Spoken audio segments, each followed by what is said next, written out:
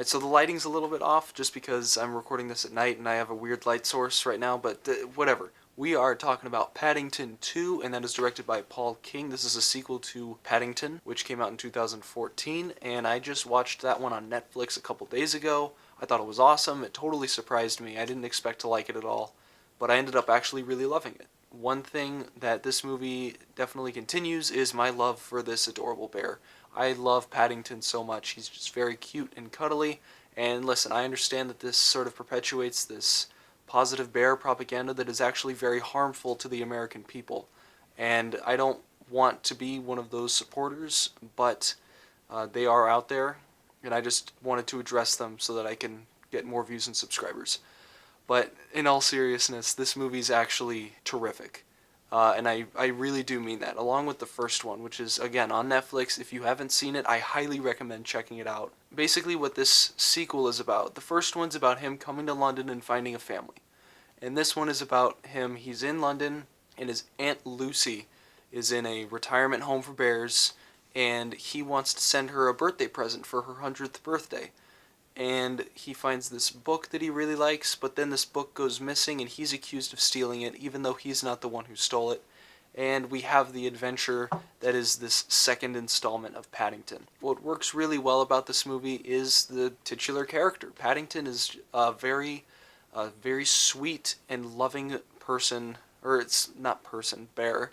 And what makes him so special is that he always tries to find the good in any situation. And unlike other movies that do try and do something like this, where they try and find the good in every situation, it comes off as very corny and cheesy. But this movie establishes a world where that's just sort of the accepted norm, and it's able to do it so effectively that it doesn't really matter that it's very over the top, some of the things that happen in this movie, because it just works so well with the narrative that this movie's going for, and the style that the director, Paul King, who also directed the first one, it just all flows together very, very well with what everybody had in mind.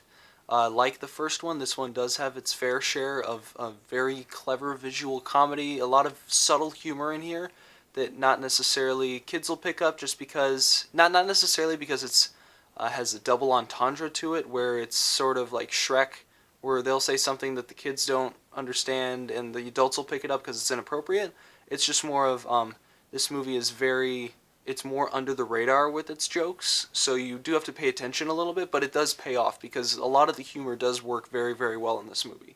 And so does on the other token, so do the emotions in this movie. Everything that this movie does, it does very well and it's a very emotionally satisfying story about how, again, it's just the sweetest concept where he wants to pick out this birthday present for his Aunt Lucy, who did so much for him when he was younger, and now all he wants to do is just repay his aunt for saying, hey, thank you so much for taking care of me when I was younger.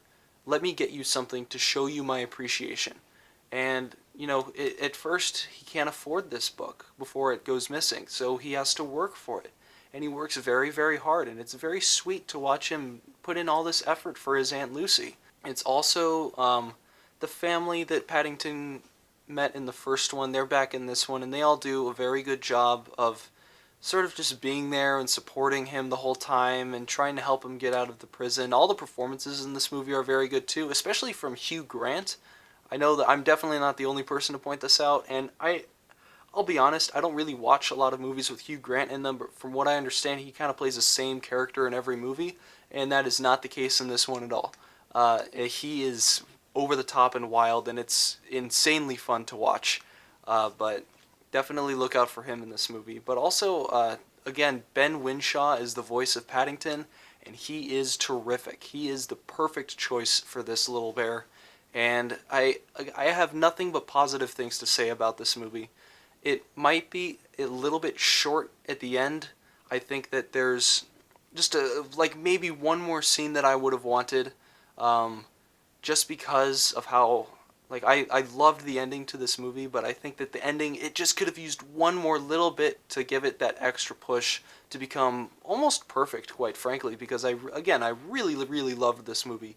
I highly recommend you guys check it out. You don't necessarily need to see the first one in order to understand the events of this one, although the first one does sort of help set up the kind of movie that this is. It helps set the tone of what you should expect. It has a very unique style and sense of comedy that I think that you need to be prepared for. Otherwise, you might not enjoy the movie that much. But Paddington 2 is absolutely terrific. There's nothing but positive things to say about it. I'm going to give Paddington 2 a 19 out of 20. Again, it's just a little bit at the end that I could have used just a little bit more. Also, a couple of jokes fell flat, but that's a nitpick. But this is just shy of being truly a perfect movie, and I would highly recommend checking this one out, especially if you haven't seen something like this. It's such a good movie, and I could not recommend it enough. Thank you so much as always for watching, and please be sure to like and subscribe, and I'll see you next time.